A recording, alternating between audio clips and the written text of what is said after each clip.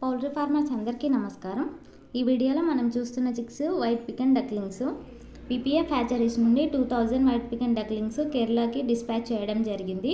మా కంపెనీలో నాటు బ్రీడ్ చిక్స్ అండ్ బాయిలర్ చిక్సే కాకుండా డక్ చిక్స్ కూడా అవైలబుల్ ఉంటాయి.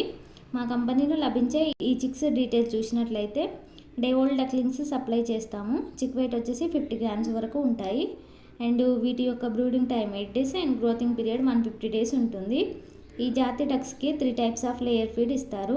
1 బర్డ్ ఫీడ్ ఇంటేక్ 150 డేస్లో 9.5 kgs ఫీడ్ తీసుకుంటాయి.